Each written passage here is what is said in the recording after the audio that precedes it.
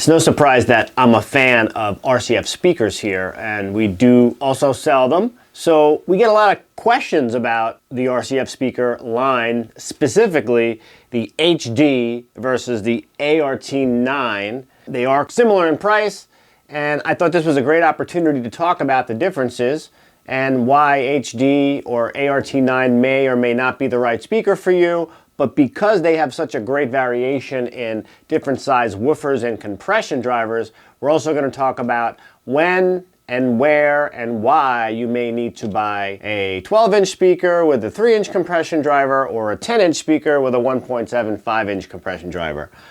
It's all really confusing. We're going to make it simple and explain it for you right now.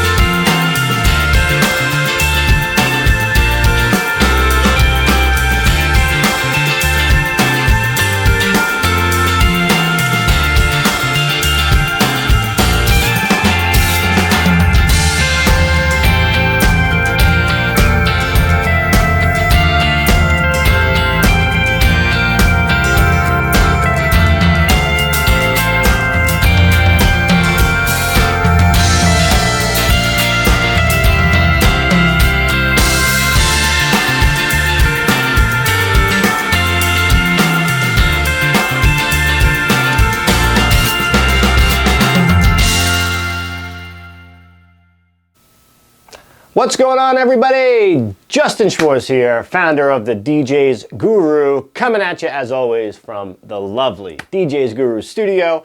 And today I'm passionately talking to you about the RCF HD versus the ART9. We've got an HD12 MK5, an ART932, and I was holding the ART910 as you saw when we came in, and we'll talk about that and bring it back later. We're going to dive in deep and talk about the differences. We're then going to talk a little bit about compression drivers and woofer sizes and what may be the right one for you. But before we dive into it, make sure you're checking us out at thedjsguru.com. We actually have two great product guides for the D-Line series and the ART9 series, where we go through each one, talk about the differences, the specs, the features, all the nitty-gritty, and then lay out what it is best for, and you can help make a decision for yourself, so make sure you check it out. If you have any questions, you can drop them down below. And of course, like this video, and we always appreciate you subscribing. We're going to be coming at you with much more stuff and much more content as the days and weeks go on. Now, back to HD versus ART9. So HD is the entry-level class of RCF powered speakers, and they have a price point that is lower than the ART9, and we'll go through a couple of reasons why. So the first thing is compression driver. HD uses a mylar ferrite driver, where ART9 uses a titanium neodymium, which is a higher end quality component. It's a precious metal, and it's more expensive. So that's part of it. The box here is a little bit lower grade of ABS that they use, where the ART9, as you can kind of see here, it's a little bit harder shell, and it is a higher quality, looks a little bit better, a little bit more refined than the HD does. So the box is also a big reason why HD is a little bit less expensive than ART9. Power. Next thing would be power. You do have a little bit more power in the ART9 series, depending on which one, versus the HD. Although the SPLs and the outputs are similar, overall the specs on the ART9 have a more powerful and a bit more efficient amplifier inside. So that's another reason why it's a little bit less expensive over here. And the last thing is the back of the speaker. The mixer, although similar, is just a little bit different. It's a little bit more robust on the back. You have a XLR 1/4 inch dual input versus just an XLR on that. And then, although you do have a bass boost on HD series, this offers you a 3-section equalizer that will give you the ability to use it for a floor mount. It'll give you the ability to put it in flat mode or more of a bass boost mode as well. The last thing is getting back to the box. As you see with this speaker, you can lay it, you could use it as a floor monitor, but not really as easily and in a way that the wedge design is with the ART9. So this is definitely better for someone who's going to be using it for multiple application and also using it as a floor monitor. Obviously, I'm talking to a lot of DJs here that won't be doing it, but if you are a sound guy or girl out there that does that, ART9 does have a little bit better of a box, and just because of the wedge design, it gives you the better ability to use it as a floor mount. Okay, so now that we've talked about the differences and why these boxes per comparable item, so for example, HD12 versus ART9 12, about $150 difference in the price. So we want to talk about why that was, and clearly it's the box, it's the back of the speaker, the mixer built in, and everything else that we just talked about. Now, who is it best for? Which series is it designed for? So for me, you can't go wrong either way, quite honestly, and they can both be used in the same applications, but I see these more for the entry-level person, maybe your first set of RCF speakers, because it does have a lower price point than the ART9.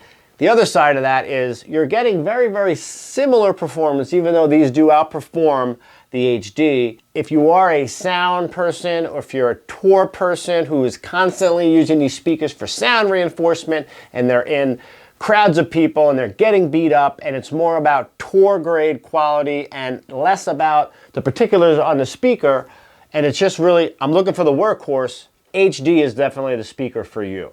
If you are a private events DJ, if you're a wedding DJ, you're doing something where maybe you only have a couple of sets of speakers at the most, and you're gonna invest in a set of speakers, ART9 is probably the right choice for you because it's better. It's a better speaker overall.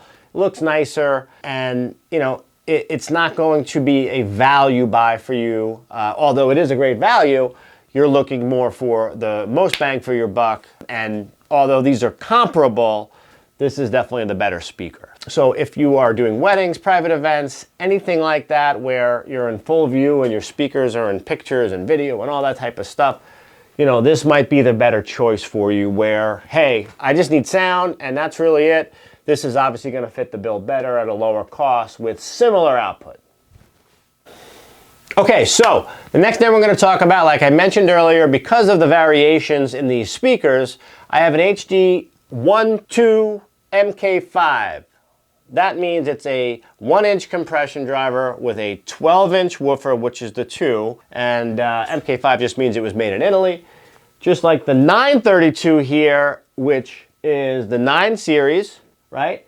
It has a 3-inch compression driver and a 12-inch woofer. So if you're ever wondering what the nomenclature of RCF is, that's basically what it is. And we have a 3-inch compression driver here and we have a 1-inch compression driver here. And the next thing I want to talk about is, what do you need a larger compression driver for? First of all, real simply, what is a compression driver? It's basically what pushes the mid-range and the highs out of your speaker. The larger the compression driver, obviously the more compression you can create, and it's going to push it out at a larger amount. So, that said, if you're a private events DJ and you are on a standard 20 by 20 dance floor in your cookie cutter ballroom, you don't necessarily need the 3-inch compression driver.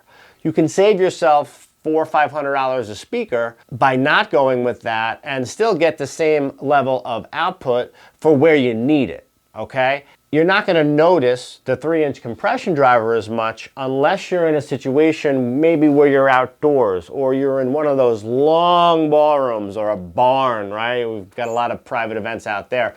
I personally do events outdoors a lot, and I needed the 3-inch compression driver because I had sound that was being pushed onto the dance floor, but I needed something more for reinforcement to go above and push the sound to people that were farther away. So that's where I needed the 3-inch compression driver. Can you hurt yourself by buying the 3-inch compression driver? No, you can't, but you're not going to really hear the main difference when you're close to it. It's always going to be when you're farther away where you'll start to notice the difference between the 1-inch compression driver and the 3-inch, or you know, going up to the 945 and the HDM 45A where they have a 4-inch compression driver. So that's basically what the deal is with compression driver.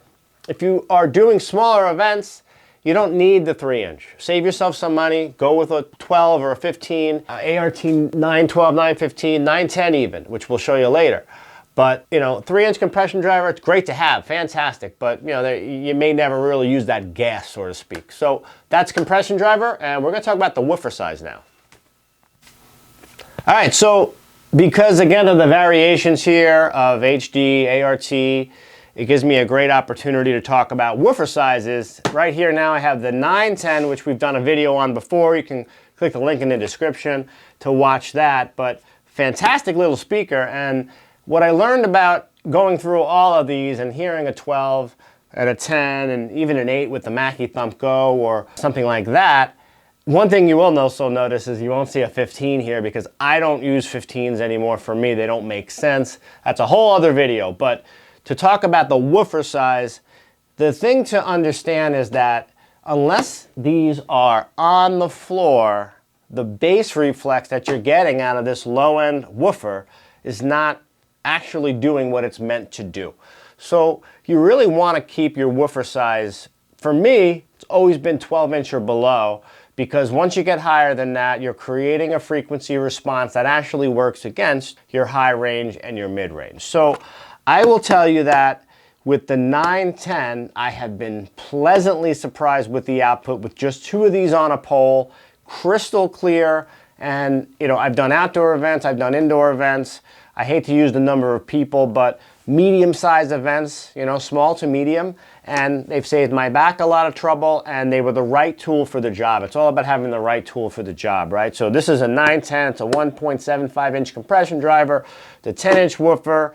It's got about a 130 SPL, so it's super loud, super clear, and as you see, it's nice and small, right? So I don't necessarily need to bring out a bigger speaker if I don't need to bring out a bigger speaker. If you're doing an 80-person communion, you know, on a Sunday morning, you don't want to blow them out with your 15s and your 18-inch woofers, right? So you bring a pair of these, it's going to sound fantastic, it's going to fill the room with warm sound, and it's really going to impress you, and I'm telling you, sometimes less is more. Okay, so now you got a 12, 932, HD 12. We already talked about the compression driver, but let's talk about the woofer.